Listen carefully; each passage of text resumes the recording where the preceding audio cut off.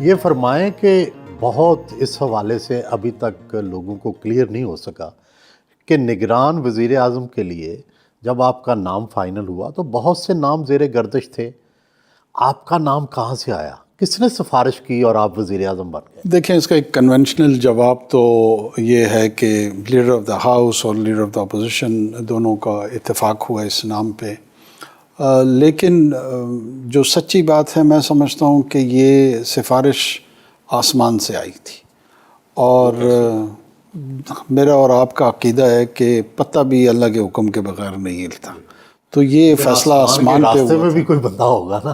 نہیں، وہ تو یقیناً بندہ ہوگا، بندے لوگوں ہوں کا گے۔ خیال ہے کہ مقتدرہ نے آپ کو بنوایا ہے۔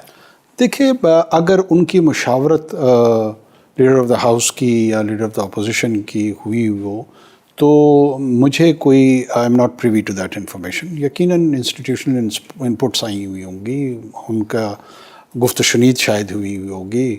ایسا نہیں ہے کہ میں اس پروسیس کا گواہ ہوں یا وٹنس ہوں اور اس میں اثبت میں یا نفی میں اس کا جواب دوں۔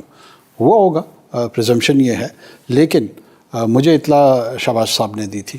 لیکن آپ کا نام تو راجہ ریاض نے پرپوز کیا، وہ کیسے؟ مجھے اطلاع شہباز صاحب کی طرف سے آئی تھی، یہ میں کہہ رہا ہوں۔ اچھا، راجہ ریاض صاحب نے آپ سے اس سے پہلے مشورہ نہیں، مجھے انہوں نے نہیں بتایا تھا۔ میرے علم میں جب یہ آیا تو پرائم منسٹر ہاؤس کی طرف سے مجھے کانٹیکٹ کیا گیا تھا۔ آپ کی جب بایوگرافی دیکھتے ہیں، آپ کی لائف ہسٹری دیکھتے ہیں تو آپ کی والدہ، آپ 4 سال کے تھے، ڈیتھ ہو گئی، والد صاحب بھی جلدی چلے گئے، تو کس طرح سے آپ نے ان مشکلات میں اپنے آپ کو جو ہے آگے بڑھایا، تعلیم حاصل کی؟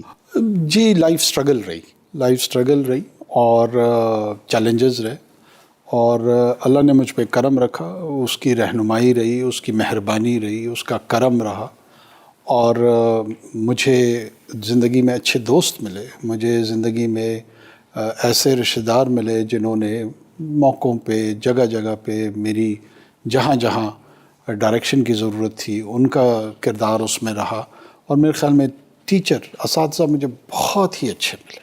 سب سے زیادہ آپ نے زندگی میں کس کو مہربان پایا اپنے اوپر؟ میرے اساتذہ مجھ پہ بڑے مہربان رہے۔ اساتذہ میں کیڈٹ کالج میں ہمارے مرحوم امان اللہ خان ران صاحب میرے ہاؤس ماسٹر تھے۔ اگر کسی نے منٹ نقوش میرے ذہن پہ چھوڑے ہیں تو میں ان میں سے امان اللہ خان رانا صاحب کو پیش سمجھتا ہوں۔ پرائم منسٹر صاحب، 9 مئی کے واقعہ میں جو ذمہ دار ہیں ابھی تک ان کے فوجی ٹرائل کیوں نہیں شروع ہوئے؟